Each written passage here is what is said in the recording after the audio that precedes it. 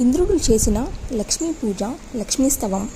నారద, ఆ సమయంలో ఇంద్రుడు చేసిన లక్ష్మీ పూజ, ధ్యానం, స్తోత్రం సవివరంగా చెబుతాను తెలుసుకో అని నారాయణ మహర్షి కథను కొనసాగించాడు. ఇంద్రుడు శుద్ధోదకాలతో స్నానం చేసి దౌత వస్త్రాలు ధరించి కలశం స్థాపించి ఆ క్షీర సముద్ర తీరాన లక్ష్మీదేవిని అర్చించాడు.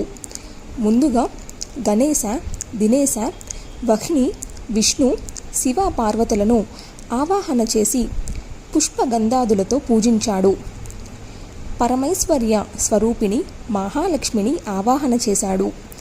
బ్రహ్మదేవుడు పురోహితుడై వేద మంత్రాలు చదువుతుండగా వినయ వినమిత గాత్రుడై భక్తి ప్రవత్తులతో అర్చించాడు.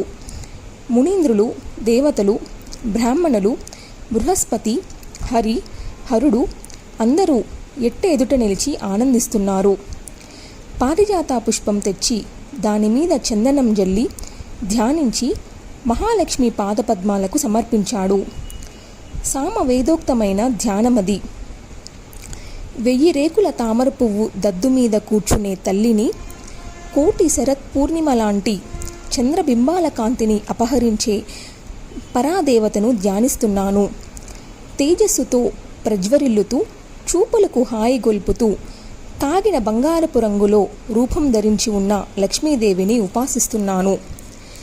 పీతాంబరం ధరించి రత్నభూషణాలు అలంకరించుకొని చిరునవ్వులు చిందిస్తూ ప్రసన్నవదనంతో ప్రత్యక్షమైన సుస్థిర యవ్వనవతిని శ్రీహరిసతిని స్తుతిస్తున్నాను. శుభంకర్యై సర్వ సంపదలను ఇచ్చే మహాలక్ష్మిని సేవిస్తున్నాను.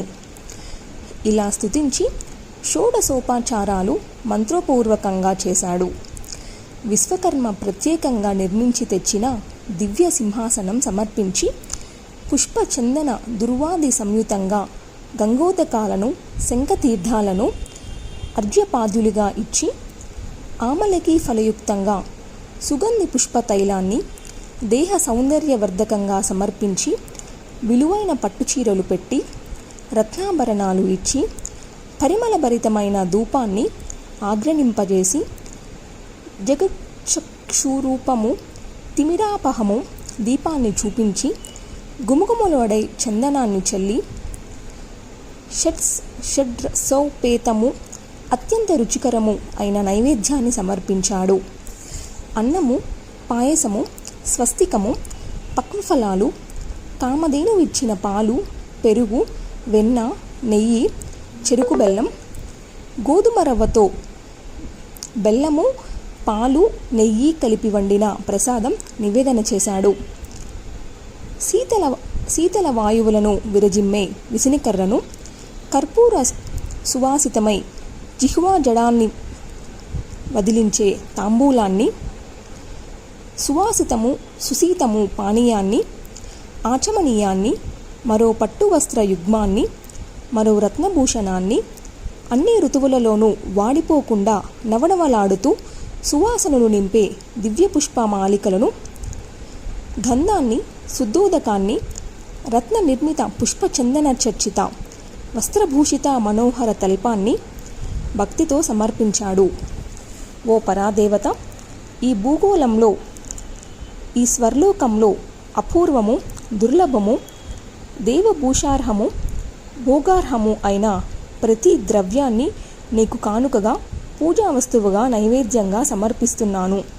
దయతో స్వీకరించు. ఇలా షోడశోపచారాలు చేసి మహాలక్ష్మి మూలమంత్రాన్ని 10 లక్షలు జపించాడు. దానితో మంత్రసిద్ధి కలిగింది. ఈ మంత్రం కల్పవృక్షం లాంటిది. బ్రహ్మదేవుడు ఉపదేశించాడు. లక్ష్మీమాయ కామవాణి బీజాక్షరపూర్వకంగా కమలావాసున్యై స్వాహ. ఇది వేదోక్త మంత్రరాజం.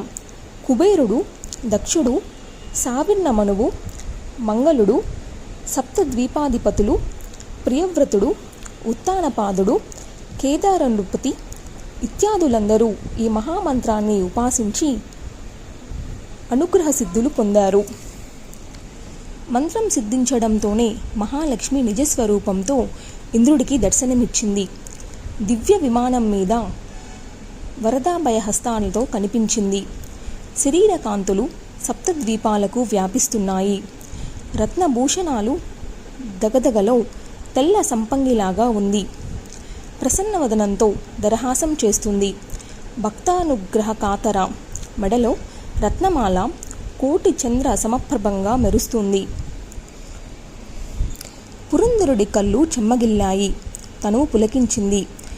బ్రహ్మదేవుడు ఉపదేశించిన వేదోక్త స్తోత్ర రత్నాన్ని అనర్గళంగా పఠించాడు.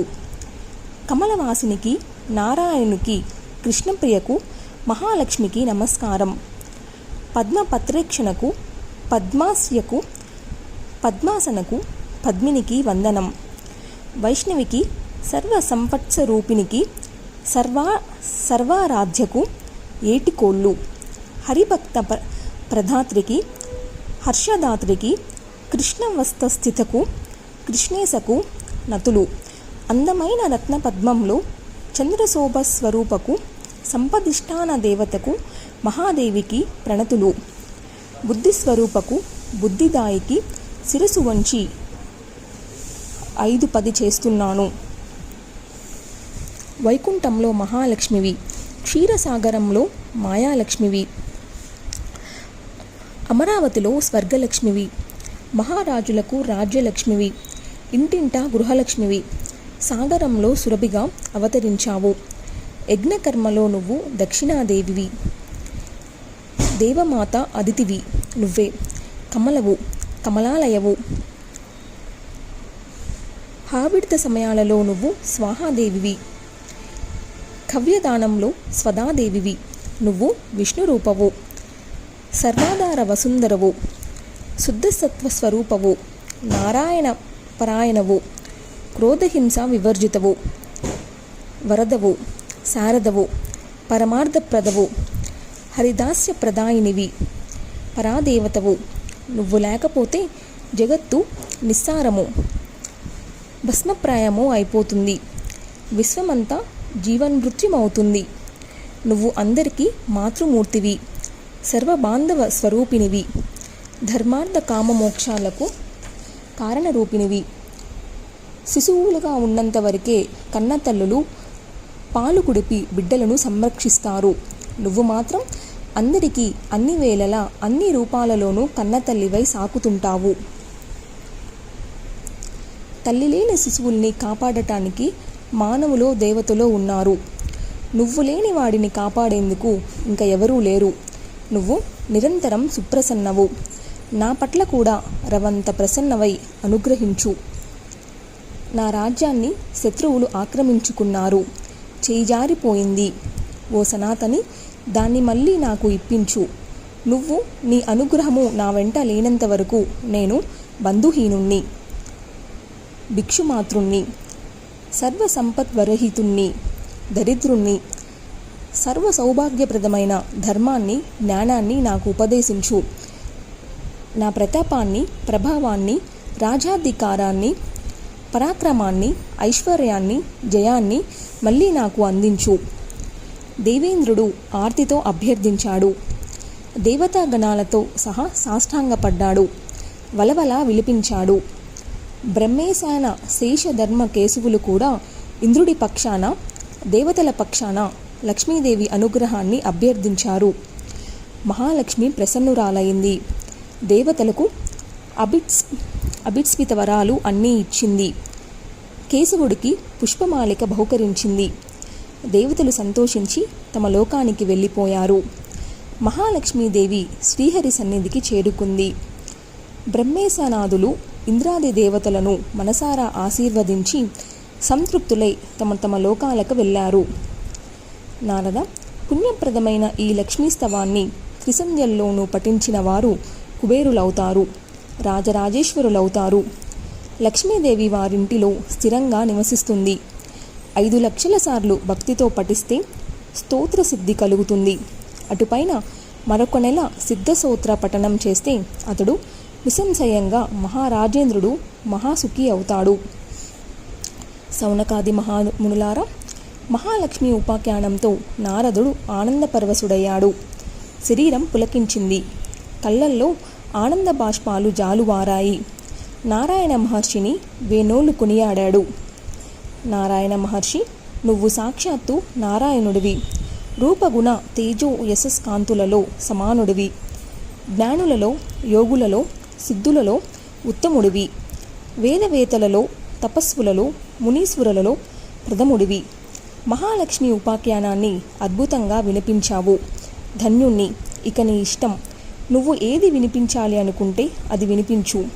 వేద పురాణాలలో అత్యంత నిగూఢంగా ఉన్న విషయాలన్నీ నీకు కరతలమలకాలు. అటువంటి సారభూతమైన ఉపాఖ్యానం ఏదో నిశ్చయించి ఉపదేశించు. నారద, అటువంటివి చాలా ఉన్నాయి. ఏదని చెప్పను? అందుకని నువ్వే ఏమి వినాలనుకుంటున్నావో అడుగు, అదే చెబుతాను. మహర్షి, హవిర్దాన సమయంలో స్వాహాదేవి, పితృదాన కర్మల్లో స్వధాదేవి, తక్కిన కృతువుల్లో దక్షిణాదేవి వినిపిస్తుంటారు కదా. వారి చరిత్ర ఇంతవరకు నేను వినలేదు. నీ నోటి నుంచి వినాలని ఉంది.